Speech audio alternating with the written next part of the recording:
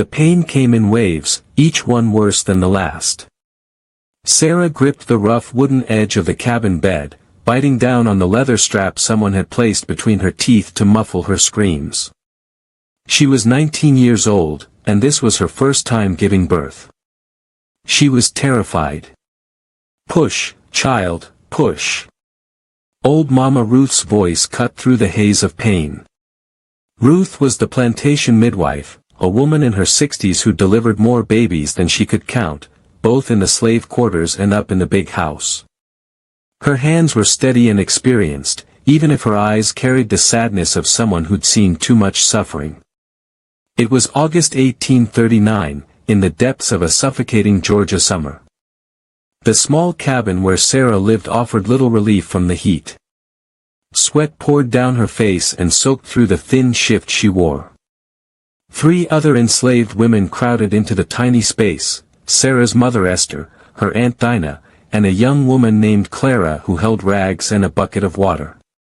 "Something ain't right," Ruth muttered, her hands pressing against Sarah's swollen belly. "This baby position's strange." Sarah's husband Marcus stood just outside the cabin door, forbidden by custom from entering during the birth but unable to stay away. He was 22 years old, tall and strong from years of field work, with eyes full of worry. He'd only been allowed to marry Sarah 6 months ago when Master Pemberton had decided they'd make a good breeding pair. That phrase still made Sarah's stomach turn.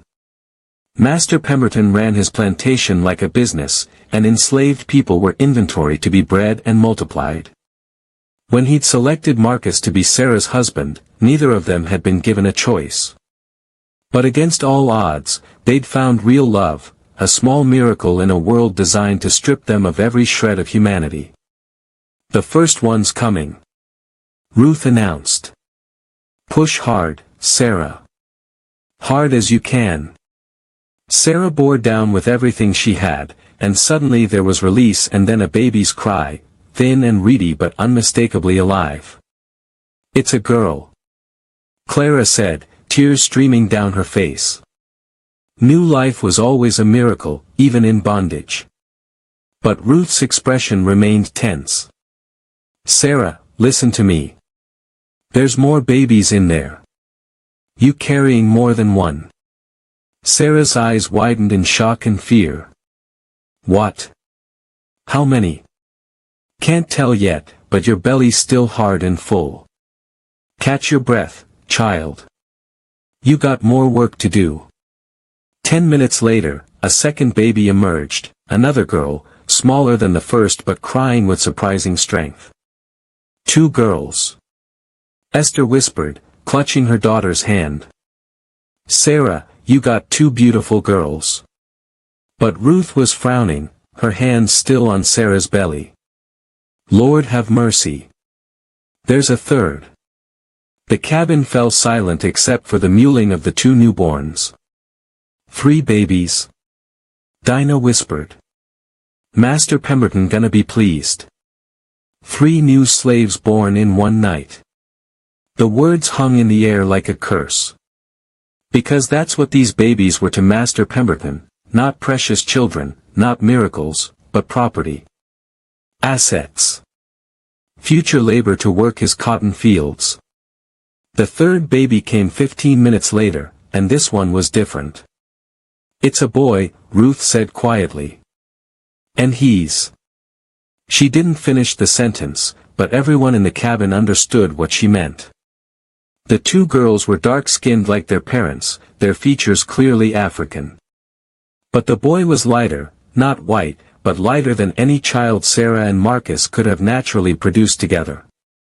Sarah reached for all 3 babies with trembling arms, but the look on Ruth's face stopped her. "What is it? What's wrong?" Ruth glanced at the other women, and some silent communication passed between them. Finally, Esther spoke, her voice heavy with dread. "Sarah, baby, you remember 7 months ago?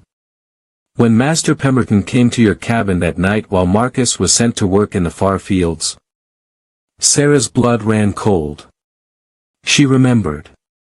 She tried so hard to forget, to bury that night deep where it couldn't hurt her.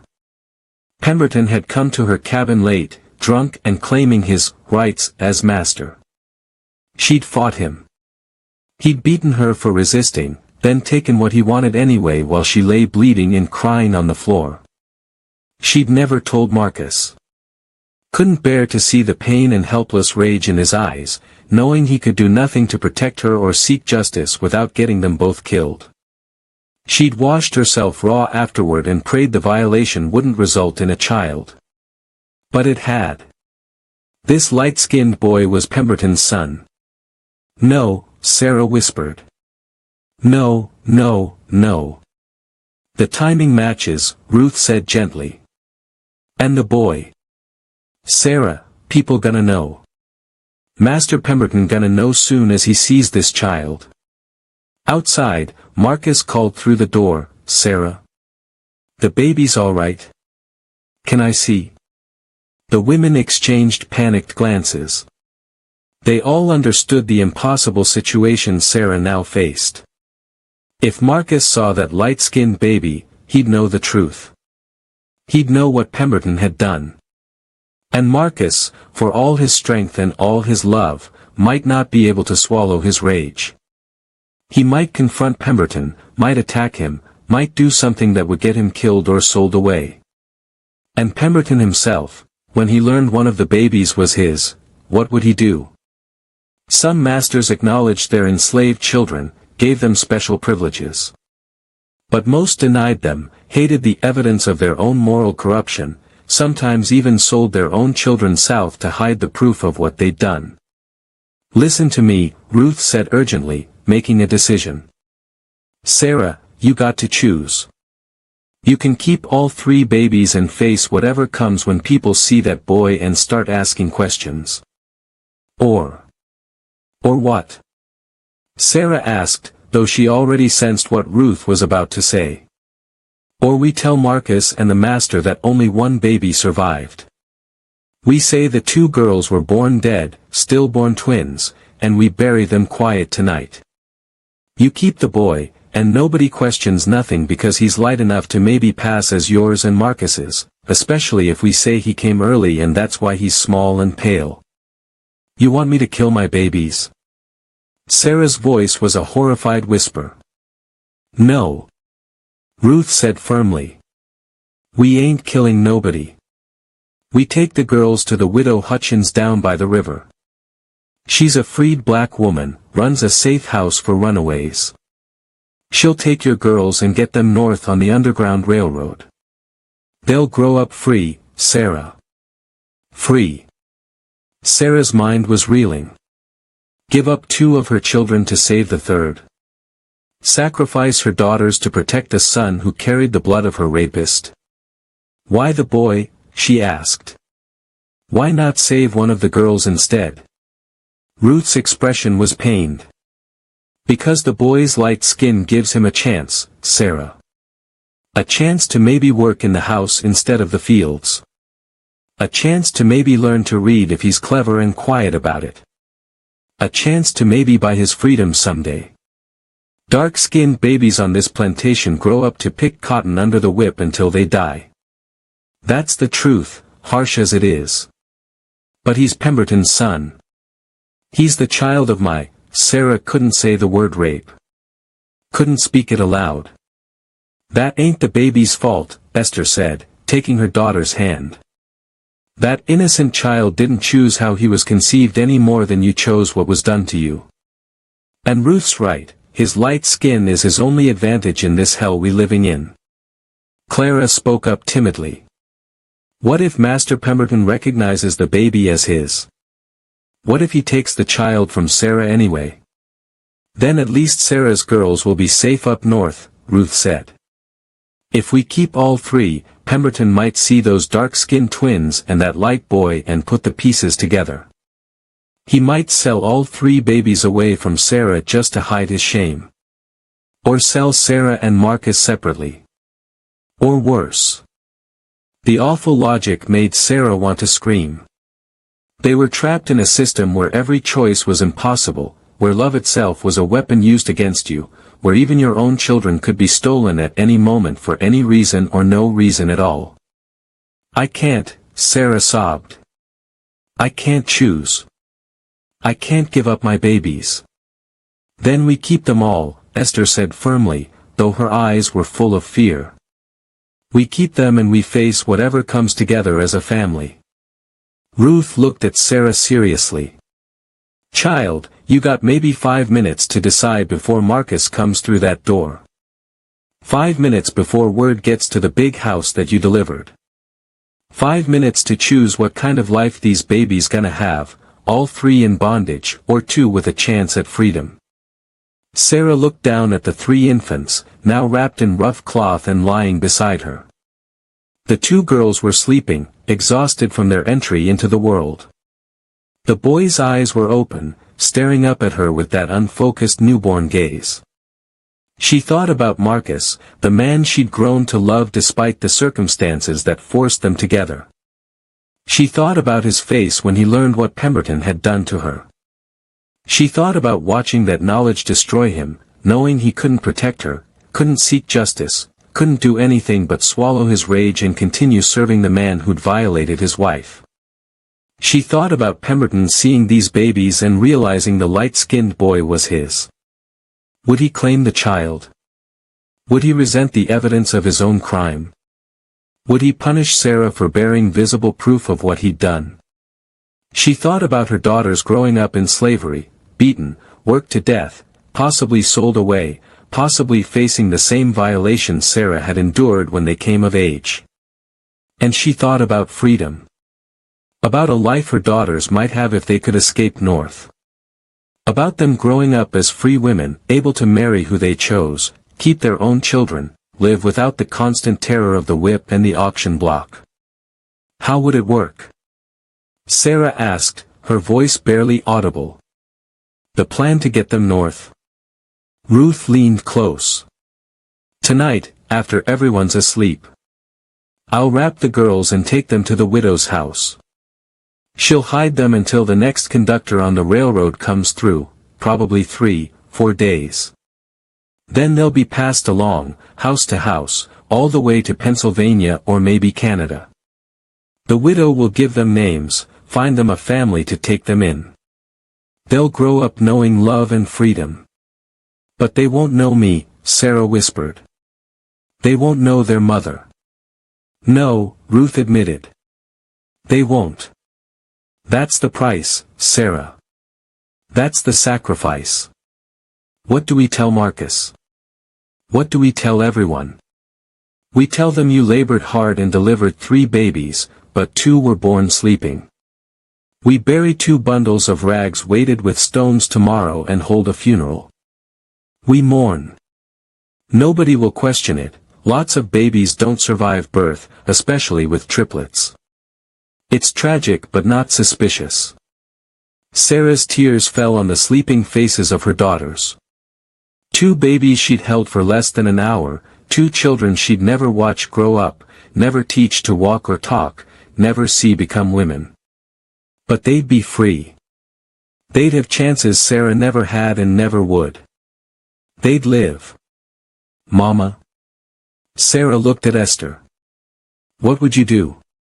Esther's face was wet with tears. Baby girl, I'd do what I done. I'd survive. I'd make the choice that keeps as many of my children alive and safe as possible. And then I'd live with that choice for the rest of my days, knowing I did the best I could in an impossible situation. Sarah understood. Esther had lost 4 children to illness, sale, and accident over the years. She'd survived what no mother should have to survive. And now she was asking Sarah to do the same, to sacrifice and survive. Sarah. Marcus called again, his voice desperate now. Please, can I see you? Are you all right? Tell him to wait 5 more minutes, Sarah said to Clara.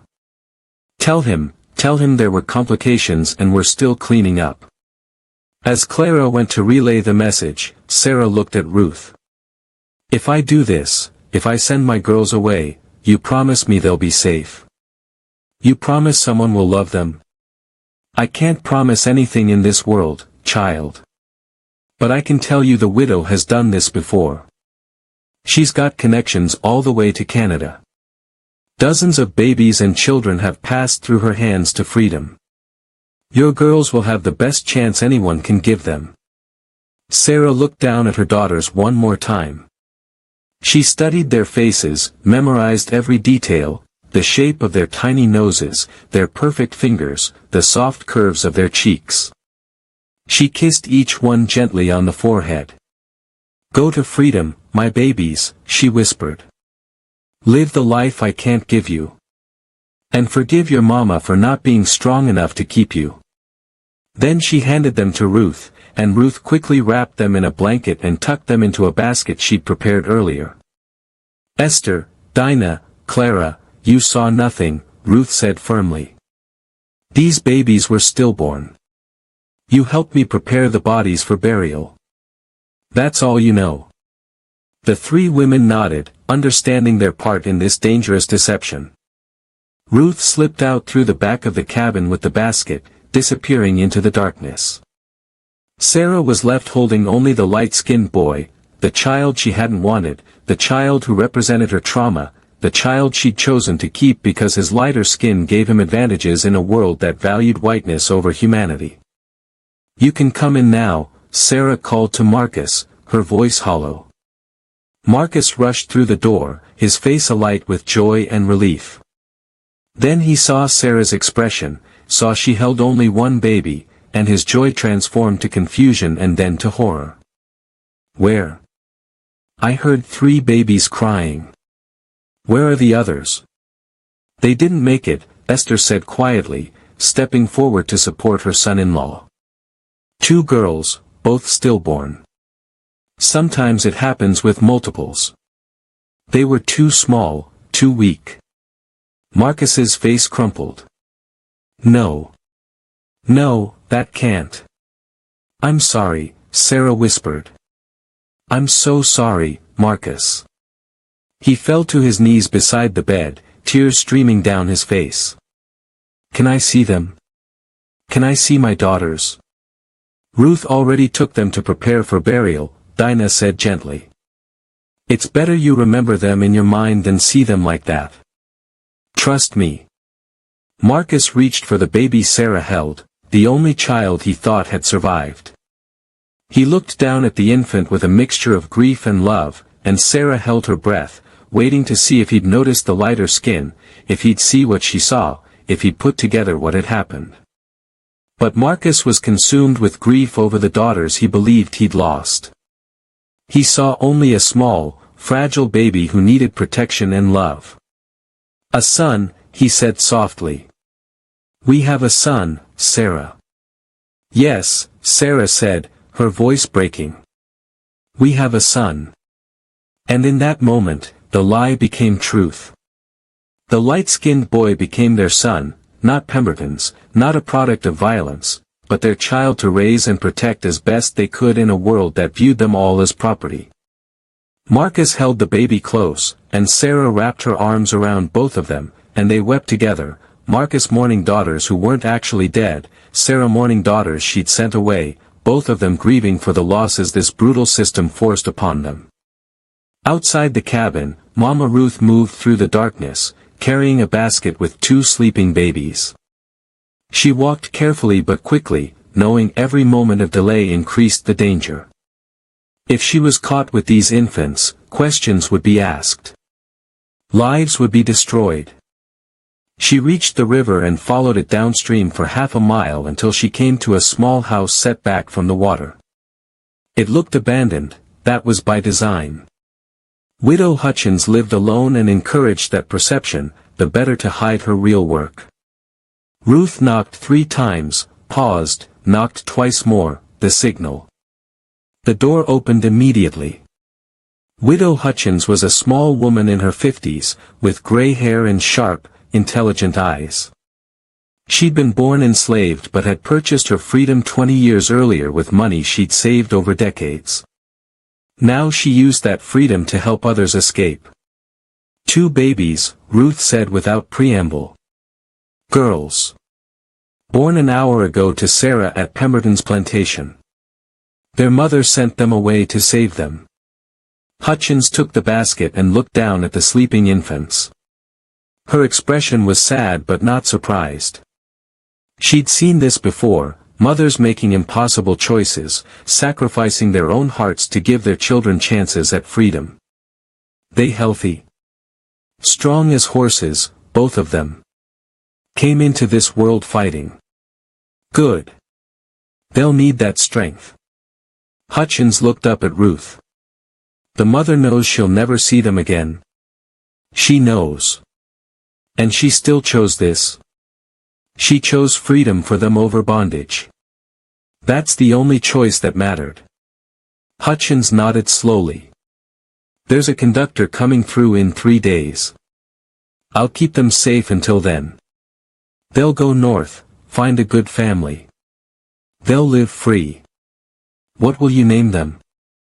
Ruth asked. I'll let their new family choose. Fresh start, fresh names, fresh lives. Hutchins paused. But I'll tell them, when they're old enough to understand, that their first mother loved them enough to let them go. That matters. They need to know that. Ruth nodded, her eyes wet with tears. Their mother's name is Sarah. If someday they want to know, want to try to find her, her name is Sarah, and she loved them more than her own life. I'll remember, Hutchins promised. Ruth walked back through the darkness, her arms empty, her heart heavy. She'd helped dozens of enslaved people escape over the years, had delivered hundreds of babies into bondage, had witnessed every kind of tragedy this institution of slavery produced. But this, a mother choosing to give up 2 children to save a third, this was a new kind of pain. When she returned to the slave quarters, she found several people gathered outside Sarah's cabin. Word had spread about the birth and the losses. Only one survived, Ruth announced quietly. A boy. Strong and healthy. The 2 girls were stillborn. There were murmurs of sympathy, heads shaking in sorrow.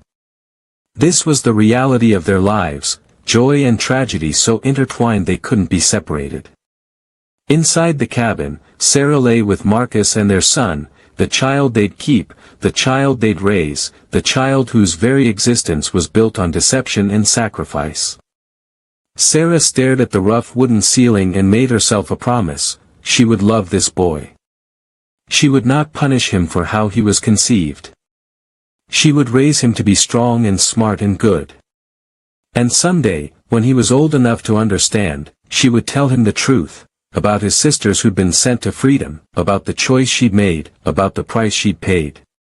This light-skinned child would grow up knowing his mother had sacrificed everything to give his sisters chances he'd never have. And maybe, just maybe, that knowledge would make him fight for the freedom his family had been denied. But that conversation was years away. Tonight, Sarah held her son and mourned her daughters and tried to find the strength to survive one more day in hell. Outside, the Georgia moon rose high and indifferent over the Pemberton plantation, casting silver light on the cotton fields where enslaved people would labor tomorrow, and the next day, and every day after until death or freedom released them. And somewhere in the darkness, 2 baby girls slept peacefully, unaware they'd been chosen for freedom, unaware their mother's heart was breaking, unaware they carried with them the hopes and dreams and sacrifices of everyone who loved them. The forced choice had been made. The impossible sacrifice had been rendered. And Sarah would spend the rest of her life wondering if she'd chosen correctly, knowing there had never been a right choice, only survival, and the slim hope that her daughters would live to see a better world. 3 years passed like a slow bleeding wound. Sarah woke each morning in the cabin she shared with Marcus, looked at her son Thomas, named for Marcus's father who'd been sold south when Marcus was a boy, and felt the absence of her daughters like phantom limbs. She never spoke of them. The lie had to be maintained absolutely, or everyone she loved would be in danger. But late at night, when Marcus slept and Thomas was quiet, Sarah would press her hands against her chest and whisper their names, the names she'd given them in the brief hours she'd held them, names no one else knew. Grace and Hope, she'd murmur into the darkness. Mama loves you. Mama will always love you. Thomas was a beautiful child, and his light skin had indeed granted him certain advantages. Master Pemberton, seeing the boy around the plantation, assumed he was simply a light-complexioned child of two dark-skinned parents. It happened sometimes, genes expressing in unexpected ways. He never suspected the truth, never looked at Thomas and saw his own features reflected back. Or if he did, he chose not to acknowledge it. Perhaps he didn't remember that night 3 years ago when he'd gone to Sarah's cabin drunk and angry. Perhaps he'd violated so many enslaved women that they all blurred together in his mind. Perhaps he simply didn't care. Sarah couldn't decide which possibility made her sicker. Marcus loved Thomas fiercely, never suspecting the boy wasn't fully his. He taught his son to be careful, to be quiet, to never draw attention from the white folks. He dreamed of buying their freedom someday, though on a plantation where enslaved people earned no wages and owned nothing. That dream was more fantasy than plan. Sarah loved Thomas too, though that love was complicated by the circumstances of his conception and the choice she'd been forced to make. She looked at her son and saw both her rapist and her lost daughters. She held him and felt grateful he'd survived while feeling guilty that he was the one she'd kept. But she never let Thomas see that complexity. To him, she was simply his mother, loving, protective, always there. Life on the Pemberton plantation continued in its brutal routine. The enslaved people rose before dawn, worked the cotton fields until sunset, returned to their cabins exhausted. They married and bore children who became Master Pemberton's property. They watched their families be torn apart by sales and death. They survived because they had to, because giving up meant dying, and some stubborn part of the human spirit insisted on living even in hell. Sarah worked in the big house now, a promotion of sorts that had come after Thomas's birth. Mistress Pemberton had needed a new house slave, and Sarah's lighter-skinned son had perhaps unconsciously influenced the choice. Light skin signaled better breeding, in the twisted logic of slavery, and house slaves were generally lighter-skinned than field workers. The work was easier than field labor but came with its own horrors. Sarah had to endure the casual cruelty of the Pemberton family, had to serve meals and clean rooms and press clothes while being treated as invisible, as furniture, as less than human. She had to smile and say, "Yes, mistress," and "No, master," while rage burned in her chest. But the position meant she saw and heard things. She learned to be silent and observant, gathering information that might someday prove useful. She heard the Pembertons discuss politics and money. She heard them argue about the growing abolitionist movement in the North. She heard them express fear that the entire system of slavery might someday be threatened. And one morning in the spring of 1842, she heard something that stopped her heart. Mistress Pemberton was having tea with a neighbor, Mrs. Thornton, in the parlor. Sarah was supposed to be invisible, standing in the corner ready to refill teacups when needed. The two white women talked as if she wasn't there. "Have you heard about the Hutchins woman?" Mrs. Thornton asked, her voice dropping to a gossipy whisper. Sarah's blood ran cold. Widow Hutchins. The woman who'd taken her daughters. "No, what about her?" Mistress Pemberton asked. "She's been arrested. Apparently she was helping runaway slaves escape north. They found evidence in her house, false documents, letters from abolitionists, even a secret room where she'd been hiding fugitives." Mrs. Thornton's voice dripped with scandalized pleasure. "They're saying she helped dozens escape over the years. Dozens. Right under our noses." The teacup Sarah was holding slipped from her fingers and shattered on the floor.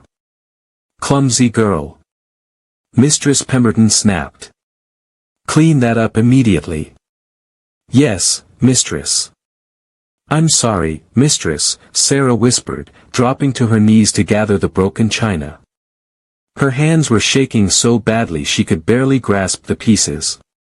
Anyway, Mrs. Thornton continued, they're interrogating her now, trying to get her to reveal the names of other conspirators and the identities of the slaves she helped escape. Can you imagine? All those valuable properties, just gone. It's theft, pure and simple, Mistress Pemberton agreed. They should hang her as an example. Sarah finished cleaning up the broken teacup and fled to the kitchen, her mind racing. If Widow Hutchins was arrested, if she was being interrogated, would she reveal the identities of the babies she'd helped escape? Would she tell them about Grace and Hope? Would authorities track down Sarah's daughters and return them to slavery? Even worse, would the widow reveal Sarah's role in sending the babies away? Would Sarah be punished for it? Would Marcus and Thomas be punished? Would the truth about Thomas's parentage come out in the investigation? Sarah had to know more. That evening, after her work in the big house was done, she approached Mama Ruth in the quarters. You heard about the widow? Sarah asked quietly, sitting beside Ruth outside her cabin. Ruth nodded grimly. Heard this morning. Been worrying all day. Will she talk? Will she give names? Don't know. Widow Hutchins is strong, but torture breaks most people eventually. They're probably beating her right now, burning her, doing things I don't want to think about. Ruth looked at Sarah seriously. If she does talk, if your name comes up, you deny everything. You say you don't know what they're talking about. You say your twins were stillborn and buried proper and that's all you know. What if they find my girls? What if they bring them back? Ruth's expression was pained. Child, your girls have been gone 3 years. They're probably in Canada by now, living with new families under new names. Even if the widow gives up some names, tracking children that young, that far away, would be near impossible. Your daughters are safe. But you don't know that for certain. No, Ruth admitted. I don't know nothing for certain. But I believe they're safe. I have to believe that, or the guilt of helping send them away would crush me. Sarah sat in silence, wrestling with fear and hope and the terrible uncertainty of never knowing whether she'd made the right choice. Over the next few weeks, more news filtered back about Widow Hutchins. She'd been convicted of aiding fugitive slaves, a serious crime in Georgia. But she hadn't given up any names. Not under questioning, not under torture, not under threat of execution. She'd protected everyone she'd helped, including Sarah's daughters. And for that defiance, Widow Hutchins was sentenced to 10 years of hard labor in a work camp, essentially a death sentence for a woman in her 50s. When Sarah heard the news, she wept. This woman who'd helped her daughters, this stranger who'd risked everything for other people's freedom, was now suffering because of the choices Sarah had made. It ain't your fault, Marcus said, finding Sarah crying behind the cabin one evening. He didn't know the real reason for her tears, thought she was simply moved by the widow's fate. That woman made her own choices. She knew the risks. Did she? Sarah asked. Did she really know what would happen to her? Probably, Marcus said quietly. And she did it anyway. That's called courage, Sarah. That's called believing in something more important than your own life. Sarah thought about courage often in the months that followed. She thought about Widow Hutchins rotting in a work camp for helping enslaved people escape. She thought about her daughter somewhere in the north, hopefully living free. She thought about the choice she'd made 3 years ago and whether she'd had any courage at all, or whether she'd simply been a coward who'd sacrificed 2 children to save one. Thomas was growing quickly, smart and curious about everything. At 3 years old, he asked constant questions that Sarah struggled to answer honestly within the constraints of their situation. Mama, why are we slaves? He asked one day. Because the law says we are, Sarah answered carefully. But why does the law say that? Because white people made the law, and they made it to benefit themselves. That's not fair. No, baby. It's not fair. Nothing about this is fair.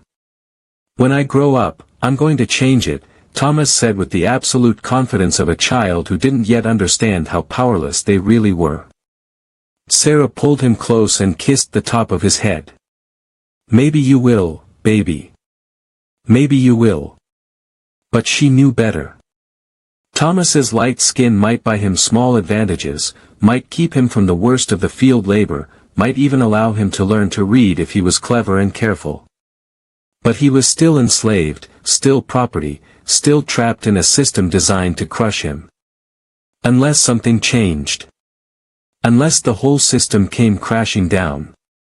Sarah had heard whispers about growing tensions between North and South, about the possibility of war over slavery. Part of her hoped for it, hoped that violence might break the chains that law and custom had forged. But another part of her feared it, feared what war would mean for people like her and Marcus and Thomas who would be caught in the crossfire. In the meantime, life continued.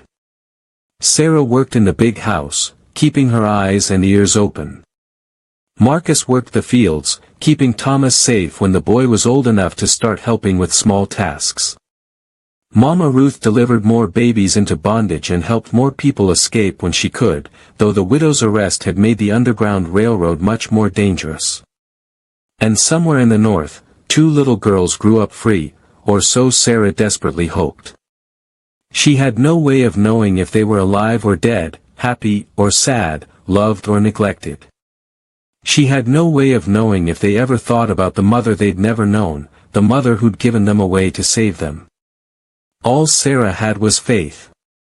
Faith that Widow Hutchins had gotten her daughters to safety before being arrested. Faith that someone in the north had taken grace and hope in and loved them. Faith that her sacrifice had meant something. That faith was tested one afternoon in the summer of 1843. Sarah was upstairs in the big house, making beds in the guest rooms, when she heard voices drifting up from the parlor below. She paused, listening. "I'm telling you, Henry, you need to sell off some of your stock." That was Mr. Thornton, a neighbor who sometimes visited to discuss business with Master Pemberton. "Cotton prices are falling, and you've got too many mouths to feed. Sell the ones who aren't earning their keep." "I've been thinking about it," Pemberton replied. "Got a few I could stand to sell. That old woman Ruth is getting too feeble for midwifery. And there's a young buck named Marcus who's been looking at me wrong lately. Getting uppity. Probably needs a lesson." Sarah's heart stopped. Marcus. They were talking about selling Marcus. Marcus with the wife and light-skinned son. Thornton asked. "How much you want for him?" $800. "He's strong, good worker when he keeps his head down." Sarah's hands gripped the bedpost to keep herself upright. If they sold Marcus, her family would be torn apart. Thomas would lose his father, the only father he knew. Sarah would lose the man she'd grown to love. And Marcus would be sent south, probably to Mississippi or Louisiana where the work was harder and the treatment worse, where he'd likely die young from overwork and abuse. This couldn't happen. Sarah had already lost 2 children. She couldn't lose Marcus too. But what could she do? She was enslaved, powerless, with no rights and no recourse. If Master Pemberton decided to sell Marcus, there was nothing she could do to stop it. Or was there? An idea began forming in Sarah's mind, dangerous, possibly futile, but the only chance she could see. It would require courage she wasn't sure she possessed. It would mean revealing secrets she'd kept buried for years. And it might destroy everything rather than save it. But what choice did she have? She'd already sacrificed 2 children to save one. Was she willing to sacrifice her husband too?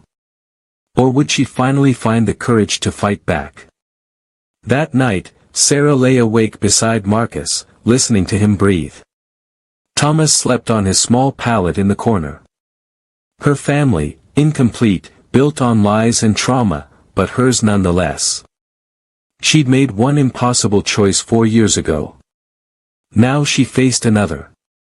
Tomorrow, she would either stay silent and watch her family be torn apart, or she would take the most dangerous gamble of her life. Sarah closed her eyes and prayed for courage. And for the strength to survive whatever came next. The next morning, Sarah made her decision. She waited until Master Pemberton was alone in his study, then she knocked quietly on the door, something enslaved people were never supposed to do unless specifically summoned. "What is it?" Pemberton's voice was sharp with irritation. "Master, it's Sarah. I need to speak with you. It's important." Her voice shook despite her efforts to sound calm. There was a pause, then, "Come in." Sarah entered the study, keeping her eyes lowered as she'd been trained to do.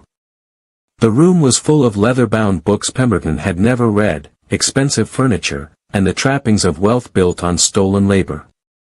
Pemberton sat behind his desk, a ledger open in front of him, probably calculating which enslaved people to sell to balance his books. He looked at Sarah with annoyance. "Well? What's so important you're interrupting me?" Sarah's heart was pounding so hard she thought it might burst through her chest. What she was about to do could get her killed. Could get Marcus killed. Could destroy Thomas's life. But she'd run out of other options. "Master, I heard you talking with Mr. Thornton yesterday about selling Marcus. Please, Master, I'm begging you not to separate our family. I'll work harder, I'll do anything, just please don't sell my husband." Pemberton's expression darkened. "You were eavesdropping. That's a whipping offense, girl." "I wasn't trying to eavesdrop, Master. I was just doing my work upstairs and I couldn't help overhearing." Sarah forced herself to keep her voice humble, submissive, even though rage burned in her chest. "Please, Master. Marcus is a good worker. He provides value to your plantation. And our son Thomas, he's still small, but he'll grow up strong. You'd be separating a father from his son." "I'll do what I want with my property," Pemberton said coldly. "Your family situation is none of my concern. If I need money, I'll sell whoever brings the best price. Now get out before I have you whipped for your insolence." Sarah stood frozen, her mind racing. She'd hoped appealing to some buried humanity in Pemberton might work. But she'd been foolish. This man had raped her, had beaten her, had treated her as property her entire life. He had no humanity where enslaved people were concerned. Which meant she had to use her last, most dangerous weapon, the truth. "Master," she said quietly, "there's something you should know about Thomas. About my son." Pemberton looked up, irritated. "What about the boy?" Sarah took a deep breath. This was it. The moment that would either save her family or destroy them completely. "Thomas isn't Marcus's son. He's yours." The silence that followed was absolute. Pemberton stared at her, his face going through several emotions, surprise, confusion, and then dawning realization. "What did you say? 4 years ago, you came to my cabin one night. You were drinking. Marcus was working in the far fields. Sarah's voice broke slightly. You forced yourself on me. I got pregnant from that night. Thomas is your son, Master." Pemberton's face had gone pale, then red. "You're lying. You're making up stories to keep me from selling your husband." "I'm not lying, Master. Look at Thomas. Really look at him. He's got your eyes, your chin. He's light-skinned when both Marcus and I are dark. People haven't questioned it because sometimes babies come out light-complexioned, but you know the truth. You know what you did that night." Pemberton stood up abruptly, his chair scraping loudly against the floor. "This is slander. This is." It's the truth, master. And if you sell Marcus, I'll make sure everyone knows it. I'll tell Mistress Pemberton. I'll tell the neighbors. I'll tell everyone who'll listen that you fathered a child on me through rape and then sold my husband away to hide your shame. The threat was hollow. Sarah had no real power to do any of those things without severe punishment. But she hoped Pemberton was too panicked to realize that. She hoped the fear of his crime being exposed would outweigh his anger at her presumption. Pemberton's hand moved to his belt, the belt he used as a whip when he wanted to discipline enslaved people. Sarah braced herself for the beating she knew was coming. But then Pemberton paused. His face was still red with rage, but behind his eyes, Sarah could see him calculating, considering the implications. If Sarah's claim was true, and he must have known it was, must have remembered that night even if he'd tried to forget it, then Thomas was indeed his son. His illegitimate son by an enslaved woman, but his son nonetheless. And if word got out, if Sarah somehow managed to spread the story, it would be a scandal. Mistress Pemberton would be humiliated. The neighbors would gossip. Pemberton's reputation would be tarnished. More importantly, Thomas himself would become a problem. Under the law, the child of an enslaved woman was enslaved regardless of the father's race. But everyone would know Thomas was half white, would see him as evidence of Pemberton's moral failing. And Pemberton couldn't simply sell the boy away without raising questions about why he was getting rid of his own son. Sarah watched these calculations play across Pemberton's face and held her breath. Her gamble could still go disastrously wrong. Pemberton could call her bluff, beat her senseless, sell both Marcus and Thomas just to be rid of the evidence of his crime. But if she'd read him correctly, if his pride and reputation mattered more than his anger, then maybe, just maybe, she could use his shame against him. Finally, Pemberton spoke, his voice low and dangerous. You listen to me very carefully, girl. I don't know what game you think you're playing, but you're treading on very dangerous ground. I'm not playing any game, master.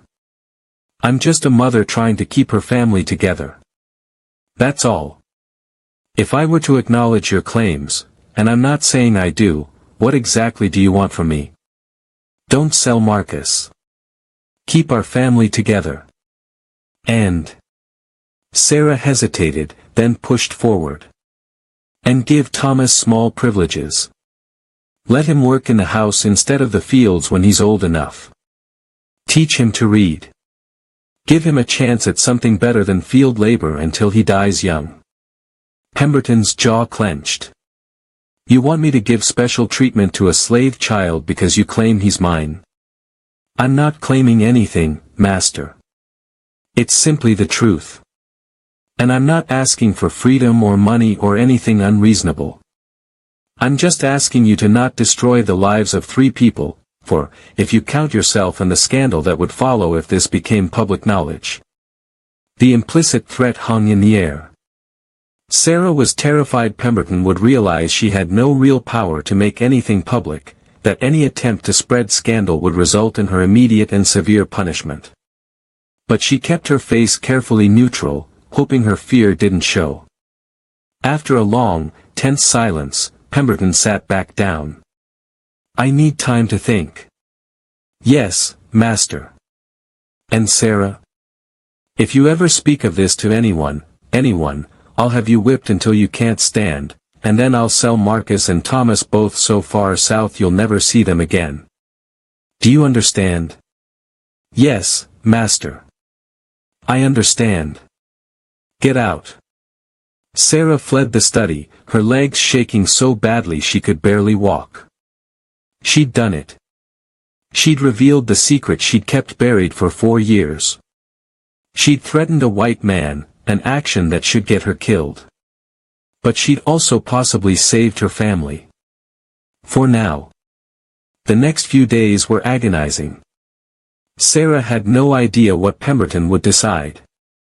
Every time she saw him, she expected him to announce Marcus was being sold, or that she was being whipped, or that some terrible punishment was coming. But nothing happened.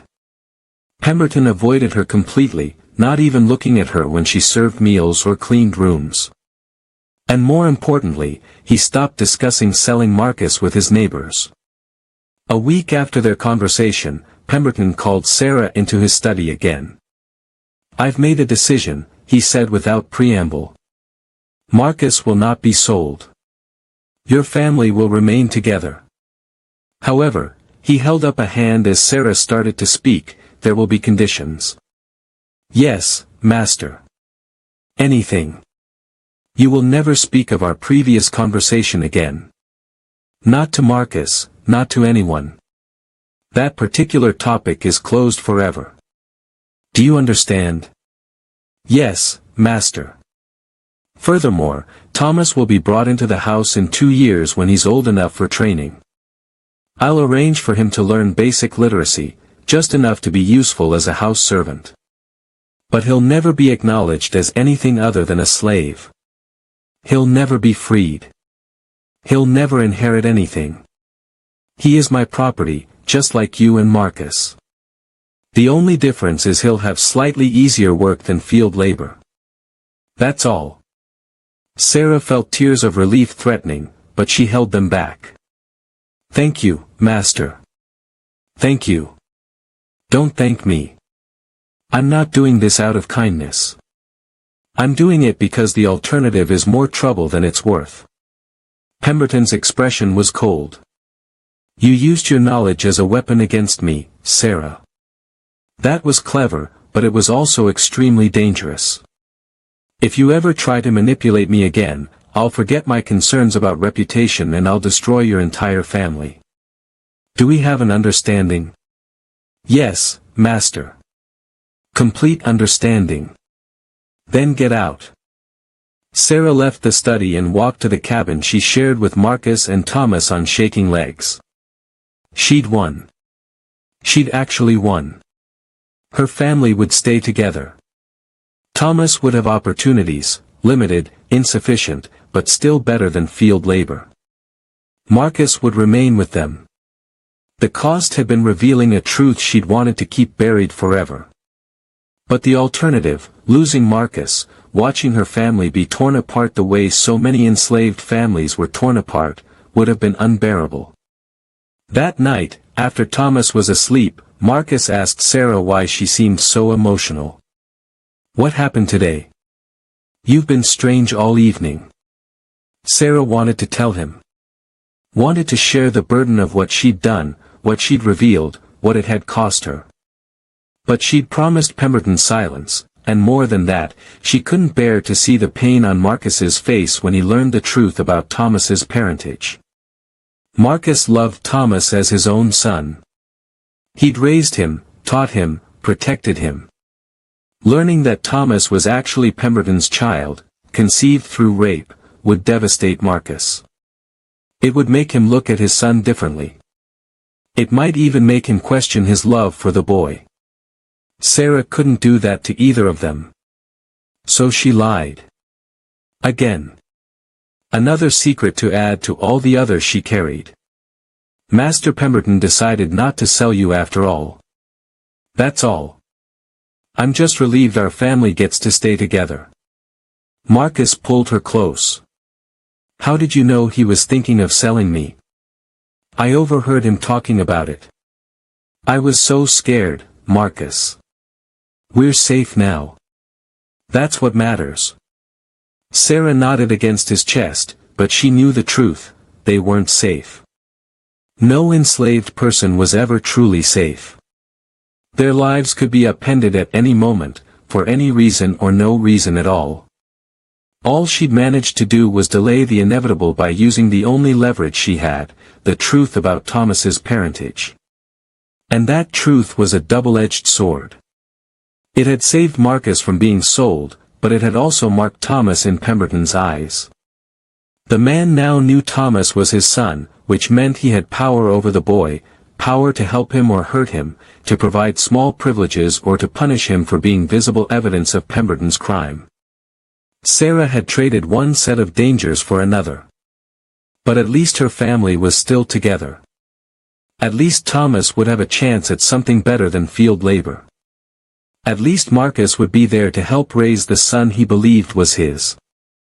2 years later, as promised, Thomas was brought into the big house to begin training as a house servant. At 5 years old, he was bright and eager to learn. Pemberton arranged for Thomas to be taught basic reading by the plantation's white overseer, just enough to be useful for keeping records and running errands. Thomas took to learning like a fish to water. He memorized letters quickly, learned to sound out words, and begged for more books to read. Sarah watched her son's education with a mixture of pride and pain. She was glad he was learning, glad he was being given opportunities most enslaved children never received. But she also knew this education came at a cost. Thomas was learning to read in a society where teaching enslaved people to read was illegal in most places. He was receiving privileges that set him apart from other enslaved children, which would breed resentment and isolation. And he was being given just enough knowledge to be useful to his enslaver, but not enough to truly free his mind. Still, Sarah encouraged him. "Learn everything you can," she told Thomas. "Knowledge is power, even in chains." Thomas soaked up everything, not just reading, but geography, mathematics, history. He listened to conversations in the big house and asked Sarah questions about the world beyond the plantation. "Mama, is it true there are places where black people are free? Where we're not slaves?" "Yes, baby. In the North. In Canada. There are places where people like us can live free. Can we go there?" Sarah's heart broke. Someday maybe. If the opportunity comes. But she knew that opportunity was unlikely to come. Escaping was dangerous and difficult, especially with a child. Most people who tried were caught and brutally punished. The few who succeeded were the brave or the lucky or both. Still, Sarah began to plan. She listened carefully to conversations in the big house about routes north, about which areas had strong abolitionist communities, about which conductors on the Underground Railroad were still operating despite increased enforcement. She saved every scrap of information, every useful detail, and tucked it away in her mind.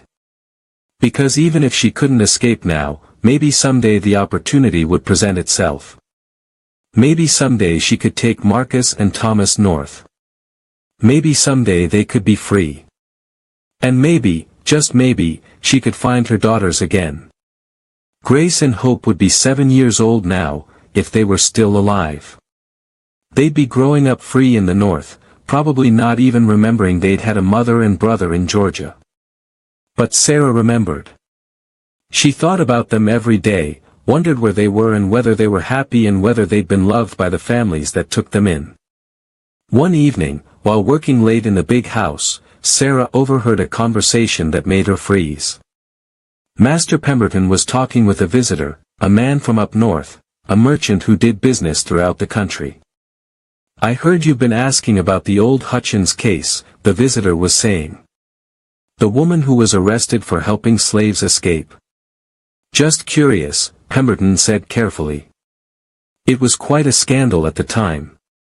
"Well, I have some news you might find interesting. Hutchins died in that work camp 2 years ago. Hard labor killed her. But before she died, she supposedly told a prison chaplain that she'd sent dozens of children north, including several sets of twins and triplets. Said she wanted someone to know those children had made it to freedom, even if she couldn't." Sarah's hands trembled as she poured tea. Her daughters. Widow Hutchins had been talking about her daughters, among others. "Did she give any names?" Pemberton asked. "No, she protected everyone's identity to the end. But she said the children were placed with good families, mostly in Pennsylvania and Canada. They'd have been given new names, fresh starts. No way to track them now." After the visitor left, Sarah stood alone in the parlor, tears streaming down her face. Grace and Hope had made it.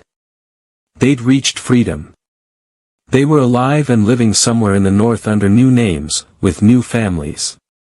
Sarah would never see them again, never hold them, never watch them grow up. But they were free. They'd never know the whip or the auction block or the casual cruelty that defined enslaved life.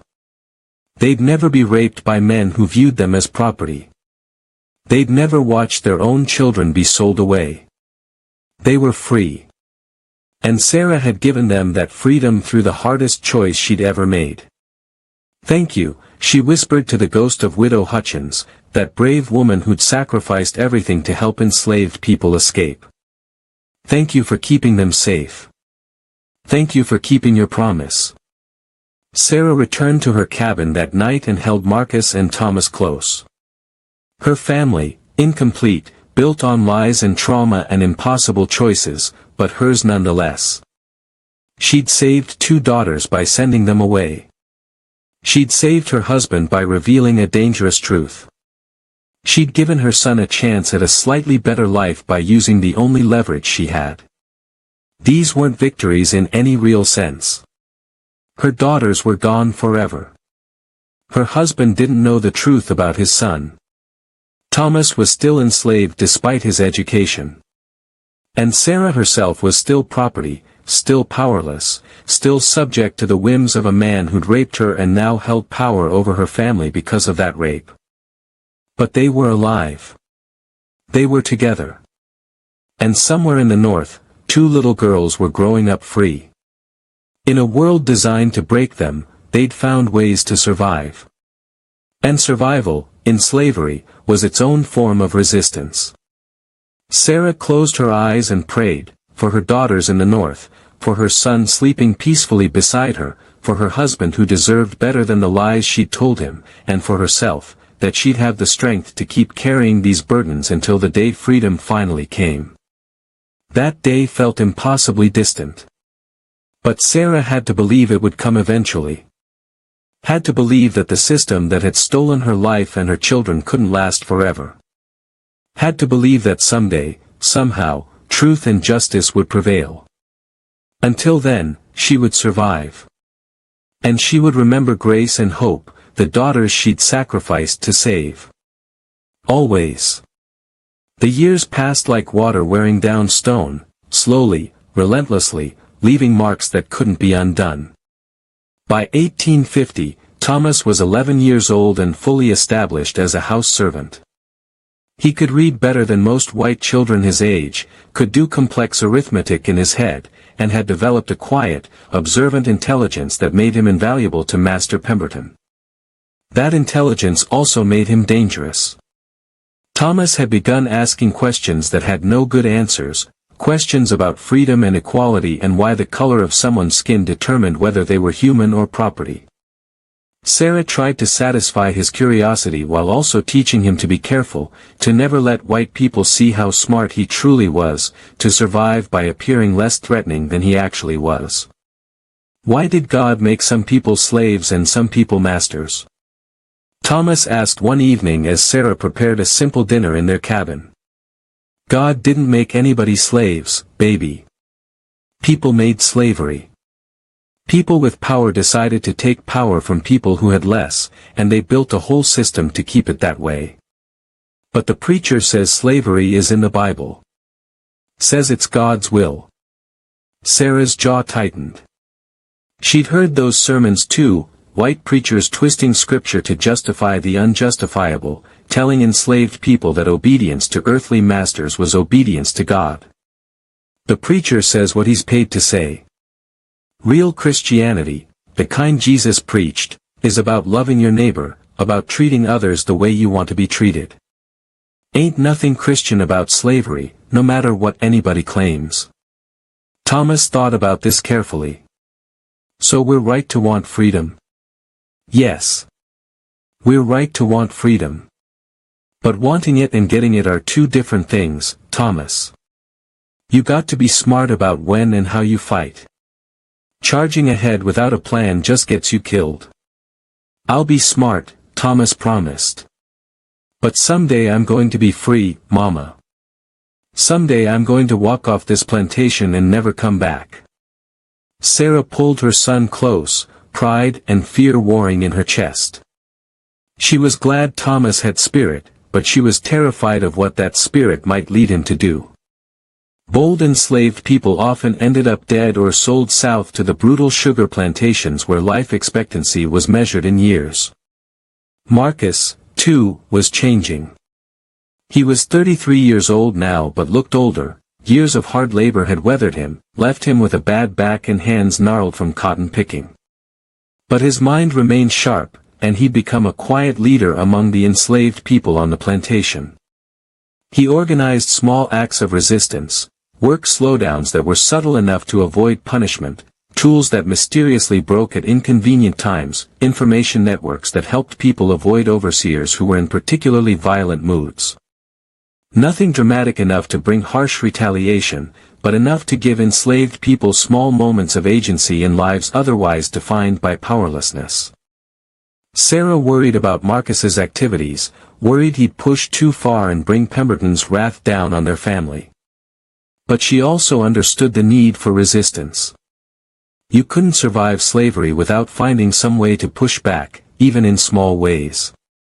Her own resistance took a different form. Working in the big house, Sarah had access to information white people thought enslaved people couldn't understand or didn't care about. She learned which politicians supported abolition and which defended slavery. She learned about the growing tensions between North and South. She learned about failed escape attempts and successful ones, about which routes north were being watched and which remained relatively safe. And she passed that information along through networks of enslaved people who whispered news cabin to cabin, plantation to plantation, creating a communication system that white people didn't even know existed. In late 1850, word spread through these networks that Congress had passed something called the Fugitive Slave Act. The law allowed slave catchers to pursue escaped enslaved people into free states and required Northern citizens to assist in their capture. "They're making freedom illegal even in the North," Marcus said bitterly after hearing the news. "Nowhere is safe anymore." Sarah thought about her daughters, now 12 years old, growing up somewhere in the North under names she didn't know. Would this new law threaten them? Would slave catchers try to prove they were fugitives and drag them back south into bondage? The fear kept Sarah awake at night. She'd sacrificed so much to give grace and hope their freedom. The idea that the law might reach out and steal that freedom retroactively was unbearable. But there was nothing she could do except hope they were well hidden, hope their new families protected them, hope the systems Widow Hutchins had built were strong enough to withstand this new threat. In the spring of 1851, something happened that changed everything. A young enslaved man named Daniel arrived at the Pemberton plantation, purchased from a bankrupt plantation in South Carolina. Daniel was 24 years old, strong and healthy, with scars on his back that spoke of brutal treatment from his previous owner. But Daniel had something most enslaved people didn't have: literacy and education. He'd been taught to read by a sympathetic white woman before she died, and her husband had sold off her favorite servants in revenge. And Daniel had taught himself more, reading everything he could get his hands on, learning about the world beyond his chains. More importantly, Daniel had connections to the Underground Railroad.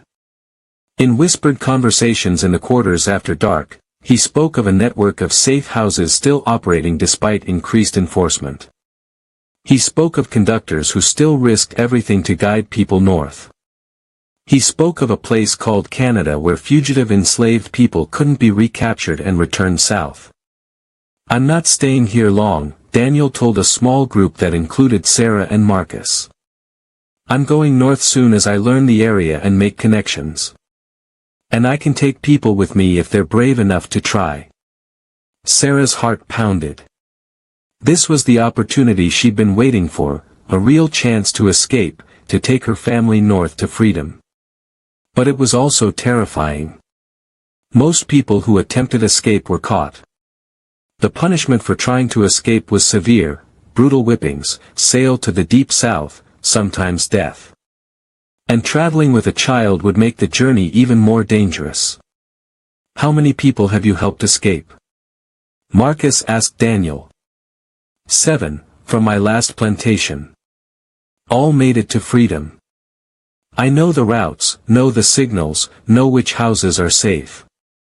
I can get people north if they're willing to take the risk. Sarah and Marcus spent the next week debating what to do. They talked late into the night while Thomas slept, weighing the dangers against the dream of freedom. We might never get another chance like this, Marcus said. Daniel knows what he's doing. He can get us north. Or we could get caught and lose everything, Sarah countered. They'd sell Thomas away from us for sure. Maybe kill you for trying to escape. I can't, her voice broke. I can't lose you. I can't lose Thomas.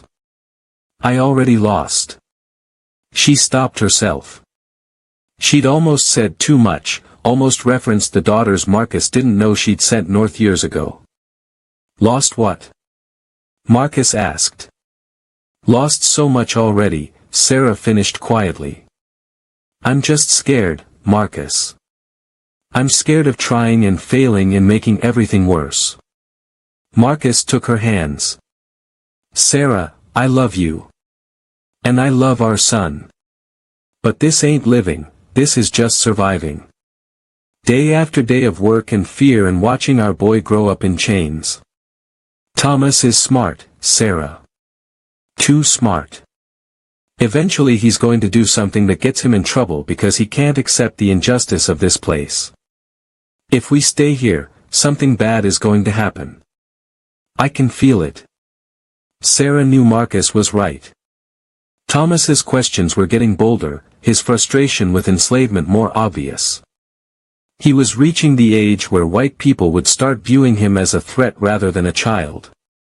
His light skin and education wouldn't protect him forever. What about the others? Sarah asked. If we leave, are we abandoning everyone we care about? Everyone's got to make their own choice. We can't save everybody, Sarah.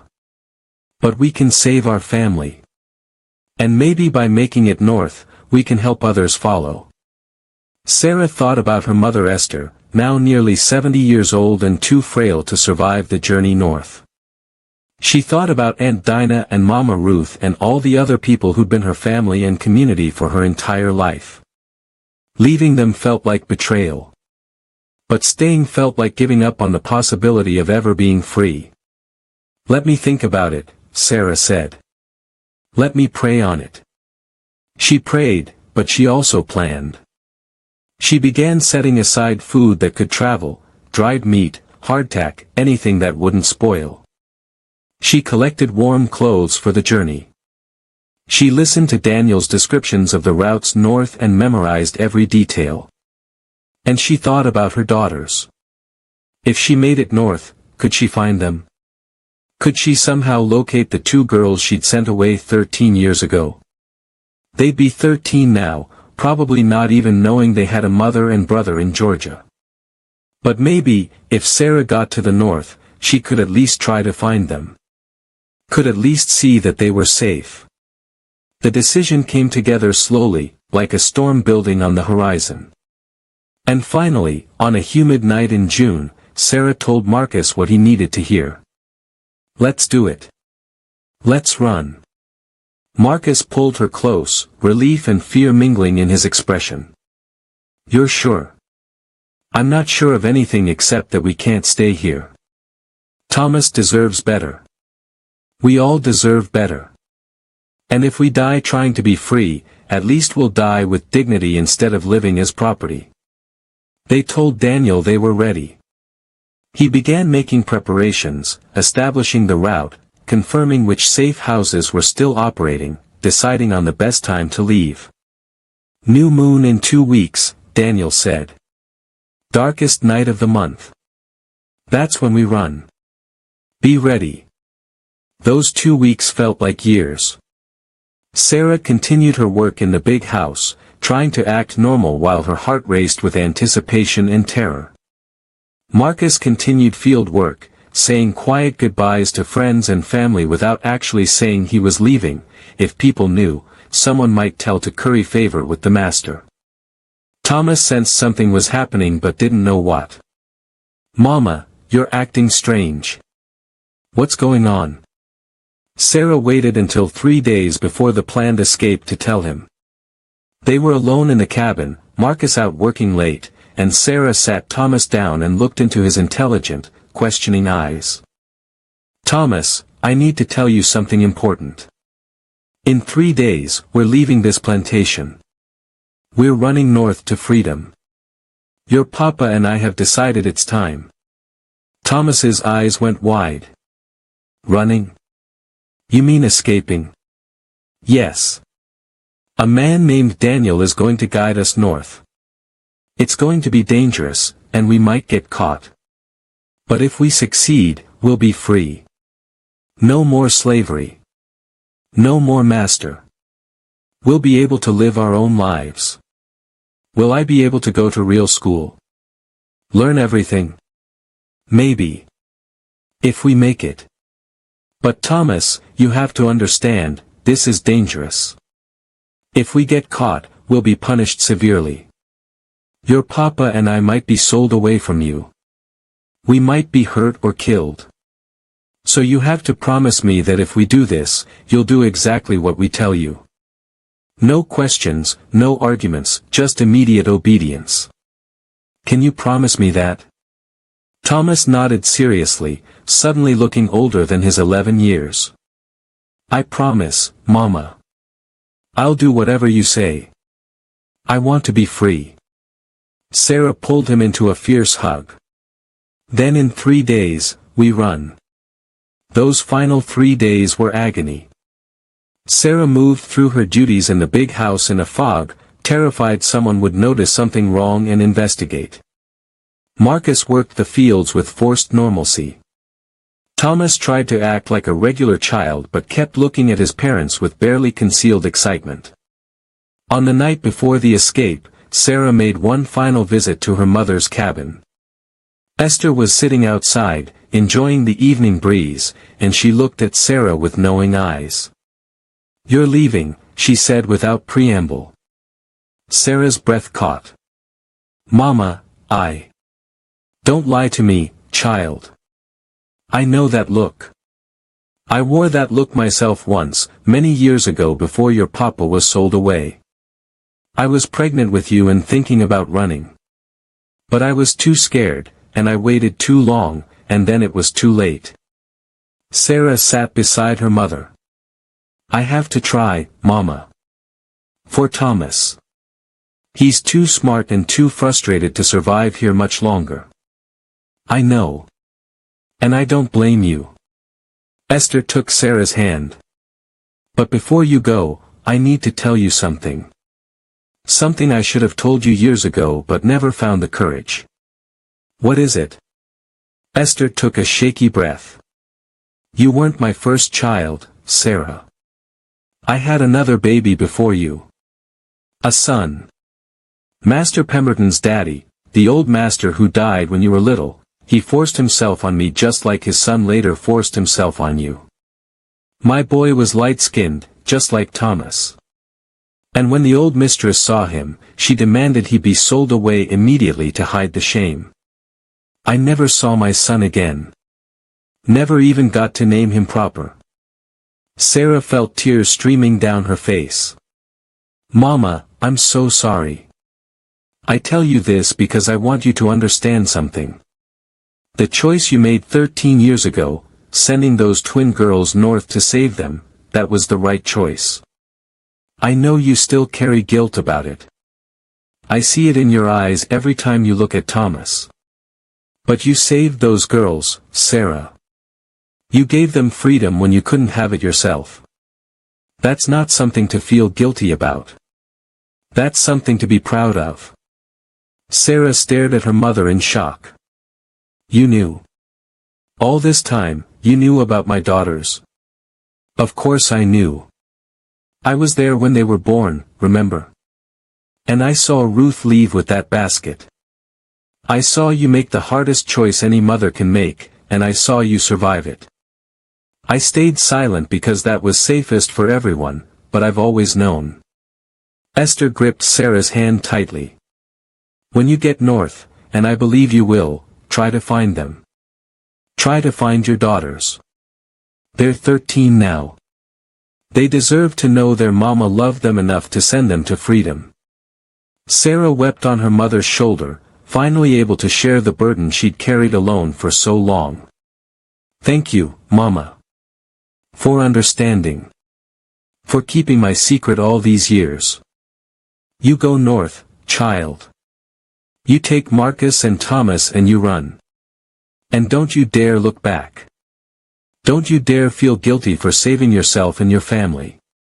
You've spent your whole life being strong for others. Now be strong for yourself. They held each other for a long time, both knowing this was goodbye. Esther was too old and frail to make the journey. Sarah would have to leave her mother behind, just as she'd left her daughters behind all those years ago. But this time, Sarah was the one leaving. This time, she was the one running toward freedom. I love you, Mama, Sarah whispered. I love you too, baby girl. Now go. Go and don't look back. The next night, as the new moon left the sky dark and thick with stars, Sarah, Marcus, Thomas, and Daniel slipped away from the Pemberton plantation and into the forest beyond. The journey to freedom had begun. And Sarah was finally running toward the life she'd dreamed of for 30 years. Running toward hope. Running toward justice. Running toward the possibility of being whole again. They ran through darkness so complete that Sarah could barely see Marcus's back in front of her. Thomas's small hand gripped hers tightly as they moved through the forest, following Daniel's lead. Behind them, the Pemberton plantation grew smaller, then vanished completely into the night. Sarah had expected to feel relief, or excitement, or triumph. Instead, she felt only terror. Every snapping twig sounded like pursuit. Every bird cry could be a signal from slave catchers. Every moment they expected dogs to start baying in the distance, tracking their scent. Keep moving, Daniel whispered. We've got 10 miles to cover before dawn. Stay quiet, stay together, and don't stop unless I say. 10 miles. Sarah's body was strong from years of work, but Thomas was only 11. How long could he keep up this pace? And if he couldn't, what would they do? They couldn't carry him, that would slow them down too much. They couldn't leave him behind. They had no good options. But they kept moving, driven by desperation and hope and the knowledge that stopping meant capture and punishment worse than death. The first safe house was a cabin deep in the woods, occupied by a freed black family who'd been helping fugitives for years. They arrived just as dawn was breaking, exhausted and terrified but still together. You made good time, the man of the house said, ushering them inside quickly. But you can't stay long. Slave catchers been through here twice this week. They're watching all the usual routes. Where do we go next? Daniel asked. North another 15 miles to the widow Crawford's place. She's white, Quaker woman, fierce abolitionist. She'll hide you for a few days until the heat dies down, then pass you along to the next station. They rested for a few hours, ate the food their hosts provided, and then continued moving. Sarah's feet bled inside her worn shoes. Thomas was limping but didn't complain. Marcus's face was set in grim determination. And Daniel kept them moving, always moving, following routes he'd memorized and star patterns he'd learned to read. The journey north took 3 weeks, 3 weeks of traveling at night, hiding during the day, moving from safe house to safe house along the Underground Railroad. They passed through Georgia into Tennessee, then Kentucky, always heading north toward the Ohio River and freedom beyond. They came close to capture twice. Once, slave catchers passed within yards of the cellar where they were hiding. Another time, they had to wade through a freezing river to throw off dogs tracking their scent. But they survived. They kept moving. And slowly, mile by mile, they put distance between themselves and bondage. Thomas was braver than Sarah had imagined possible. He never complained about the cold, the hunger, the exhaustion. He did exactly what he was told, moved quickly when necessary, stayed silent when hiding. The journey was transforming him from a boy into something harder, something that had seen too much and learned to survive anyway. Marcus, too, was changing. The fear and caution that had defined his life on the plantation was falling away, replaced by a fierce determination to reach freedom no matter the cost. He'd spent 33 years bowing his head and accepting injustice. Now, finally, he was fighting back. And Sarah carried the weight of all of them. She kept Thomas moving when he wanted to stop. She tended their wounds. She made decisions when Daniel asked for input about which routes to take. She was holding her family together through sheer force of will, just as she'd done for 13 years. On a cold morning in late July, they reached the Ohio River. On the far side was Ohio, a free state. Once they crossed, they'd technically be free, though the Fugitive Slave Act meant they still weren't truly safe. But it was a line, a border between bondage and freedom, and crossing it meant everything. "There's a ferryman who helps people cross," Daniel explained. "He'll take us over after dark. By morning, we'll be on free soil." Sarah stood on the riverbank, staring at the water that represented everything she'd dreamed of for 30 years. Freedom was literally just across the river. So close she could almost touch it. "You all right, Sarah?" Marcus asked, putting his arm around her. "I'm thinking about my mama. About everyone we left behind. About how many people are still trapped back there, working and suffering while we're about to be free. We can't save everyone," Marcus said gently. "But maybe by getting free ourselves, we can help others follow. Maybe we can work with abolitionists to bring more people north. Maybe our freedom can help break the chains holding others." Sarah nodded, but the guilt remained. She'd survived by making impossible choices, sending her daughters away, revealing Thomas's parentage to Pemberton, now fleeing north while her mother and friends remained enslaved. Each choice had been necessary, but that didn't make them less painful. That night, the ferryman, a gruff white man who risked his freedom to help fugitives, loaded them onto his boat and rowed them across the Ohio River. The journey took less than an hour, but to Sarah it felt like crossing between worlds. When they stepped onto the Ohio shore, Marcus fell to his knees and wept. Thomas stood very still, as if he couldn't quite believe it was real. Daniel smiled broadly, he'd successfully guided another group to freedom. And Sarah breathed deeply, tasting air that felt different somehow, even though it was the same air she'd been breathing all her life. "We're free," she whispered. "We're actually free." But their journey wasn't over. They still needed to get further north, to places where the Fugitive Slave Act was less vigorously enforced. And Sarah had another goal: she needed to find her daughters. They continued north through Ohio, traveling openly now during the day rather than hiding. It was strange to walk down roads without fear, to speak to white people without having to bow and scrape, to realize that, at least in theory, they were no longer property. In Cincinnati, they connected with an abolitionist organization that helped fugitive enslaved people establish new lives. A kind Quaker woman named Elizabeth helped them find housing and work. "What are your plans?" Elizabeth asked Sarah during their first meeting. "I need to find my daughters," Sarah said. "I sent them north 13 years ago through the Underground Railroad.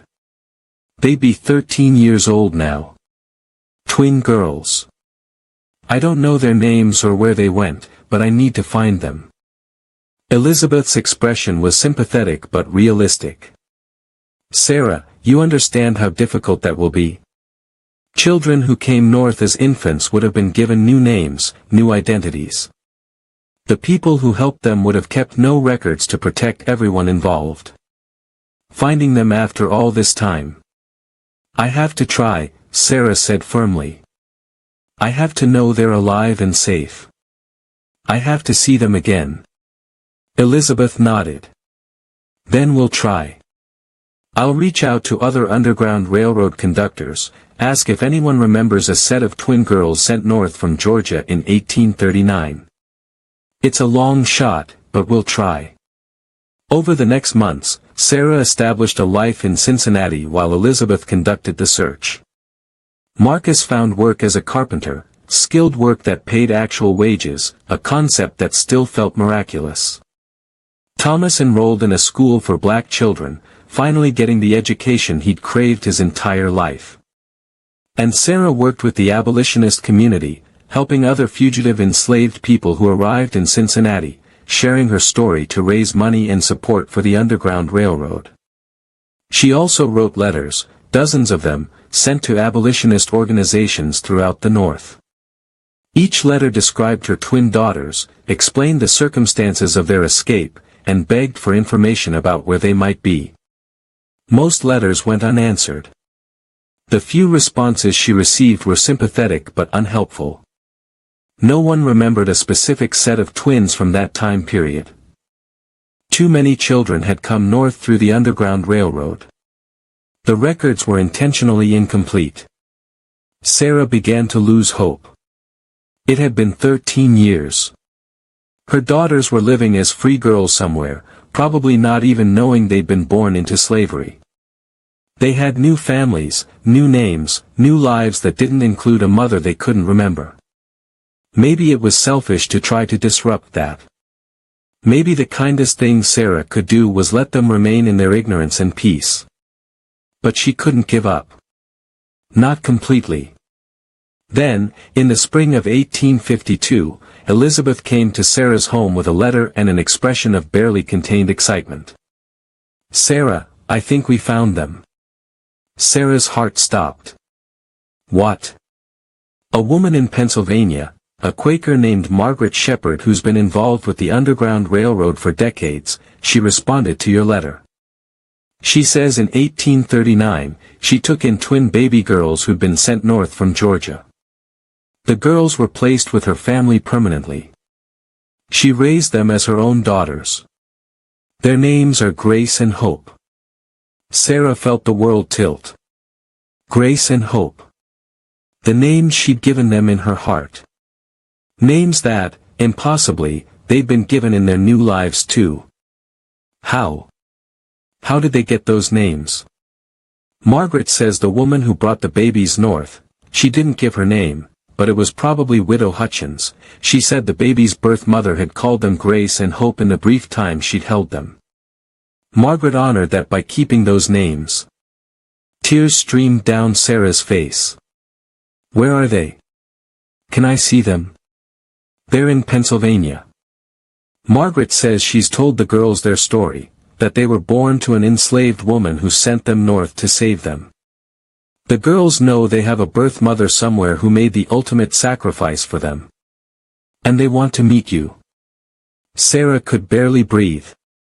After 13 years. After the impossible choice. After all the guilt and grief and wondering. Her daughters were alive. They were free. They wanted to meet her. When? When can I go to them? Margaret says whenever you're ready. She'll welcome you into her home. 2 weeks later, Sarah, Marcus, and Thomas traveled to Pennsylvania.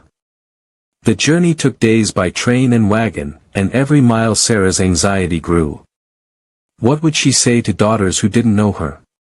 How would they react to learning they had a mother and brother? Would they resent her for giving them away? Would they understand why she'd made the choice she'd made? Margaret Shepherd's home was a large, comfortable farmhouse surrounded by fields. She was a woman in her 60s with kind eyes and a warm smile. She greeted Sarah at the door. "You must be Sarah. I'm so glad you found us." Come in, please. Your daughters have been waiting. Sarah walked into the house on trembling legs, Marcus and Thomas behind her. And there, standing in the parlor, were two young women who looked exactly like her. Grace and Hope were 13 years old, on the cusp of womanhood. They had Sarah's eyes, her cheekbones, her smile. They were dressed in simple but clean Quaker clothing, their hair braided neatly. They looked healthy, well cared for, educated. They looked free. Mama, one of them said tentatively. Hope, Sarah would learn later. Sarah couldn't speak. She could only stare at these daughters she'd sent away as newborns, these girls who'd grown up free while she'd remained enslaved, these children who were strangers and yet unmistakably hers. Grace stepped forward. Mother Margaret told us about you. About what you did for us. About the choice you made to give us freedom. We've wanted to meet you for so long. I'm sorry, Sarah choked out. I'm so sorry I gave you away. I'm sorry I wasn't there for you. I'm sorry. Hope crossed the room and threw her arms around Sarah. Don't apologize. You saved us. You gave us a life you couldn't have. That's not something to apologize for. Grace joined the embrace, and Sarah held her daughters, truly held them, for the first time since they'd been hours old. She wept for the 13 years she'd missed, for the birthdays and milestones she hadn't witnessed, for the relationship they'd never have because she'd sent them away. But she also wept with relief and gratitude. They were alive. They were free. They were whole. Thomas stood awkwardly to the side until Grace noticed him. Is that our brother? Yes, Sarah said, pulling Thomas forward. This is Thomas. You have a brother. The twins embraced Thomas, who looked overwhelmed but pleased. And Marcus watched it all with tears in his eyes, finally understanding the full truth of what had happened 13 years ago.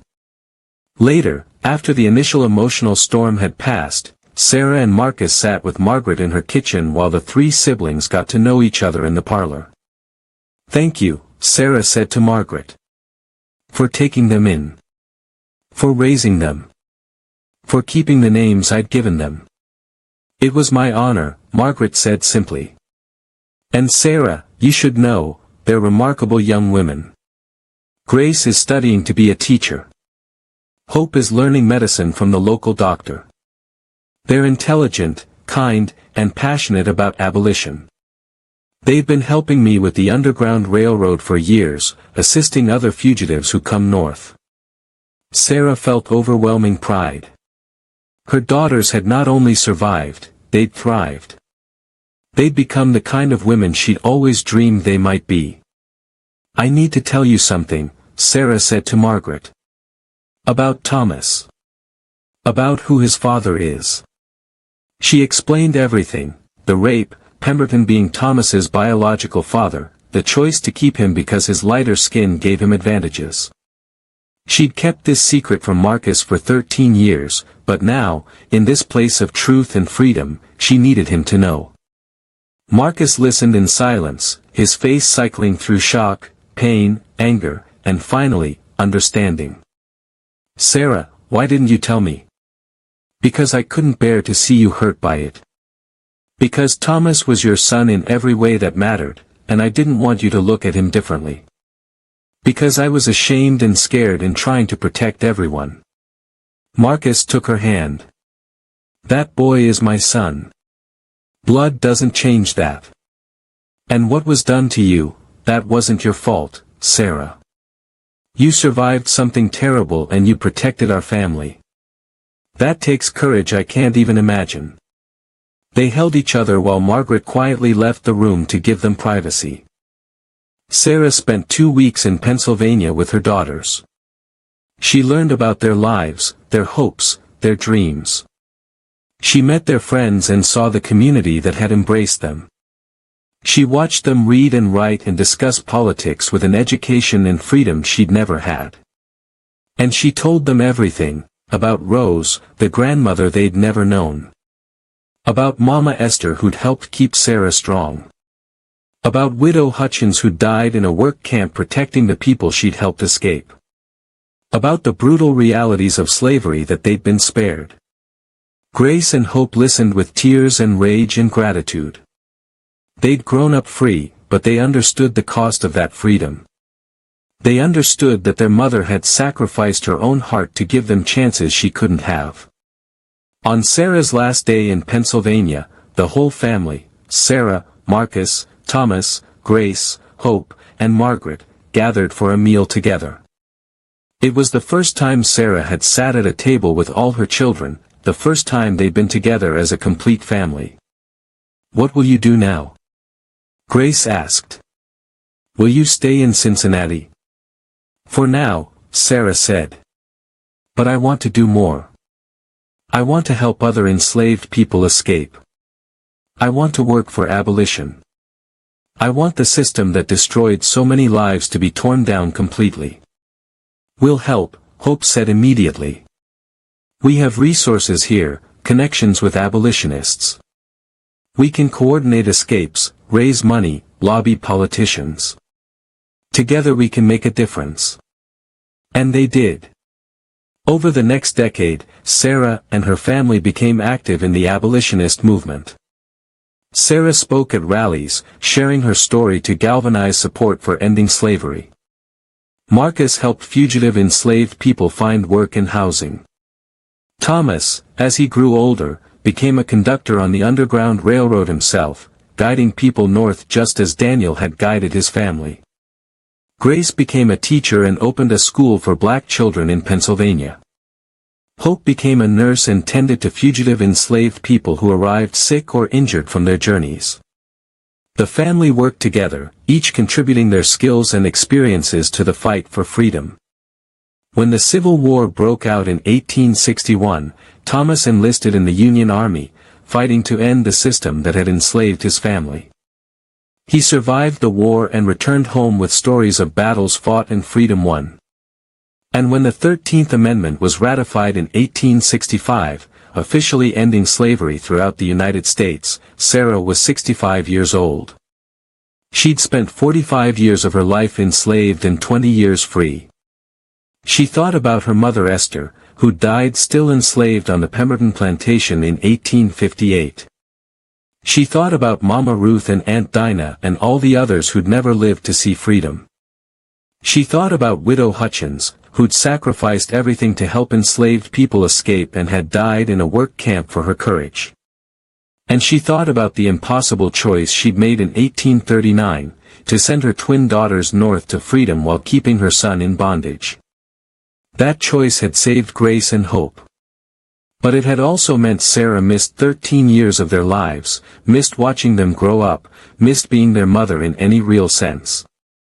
Some wounds never healed. Some sacrifices were too great to ever feel justified, no matter how necessary they'd been. But standing in her home in Cincinnati, surrounded by all three of her children, free children, educated children, children who would never know bondage, Sarah understood that her impossible choice had been the right one. She'd survived. Her family had survived. And they'd all fought, in their own ways, to ensure that future generations wouldn't have to make the same impossible choices, wouldn't have to sacrifice their children to save them, wouldn't have to live as property rather than people. "Mama, you all right?" Thomas asked, finding Sarah standing alone, lost in memory. "I'm fine, baby. Just thinking about everything we survived. Everything we fought for. We won, Mama. We're free. All of us." Sarah pulled her son close, this man who'd been conceived in violence but raised in love, who'd grown into someone strong and good despite the circumstances of his birth. "Yes," she whispered. "We're free. Finally, we're free." And for the first time in her 65 years, Sarah allowed herself to believe it was true. The forced choice had been made in 1839. The impossible sacrifice had been rendered. But the story hadn't ended there. It had taken decades, but justice, incomplete, imperfect, but real, had finally come. The enslaved mother who'd been forced to choose between her children had survived. Had fought. Had reunited with the daughters she'd sent away. Had lived to see slavery end. And her story, the story of Grace and Hope and Thomas, the story of Sarah's courage and sacrifice and survival, that story would be told for generations. A reminder that even in the darkest moments, even when every choice seemed impossible, people found ways to fight for freedom. And sometimes, against all odds, they won.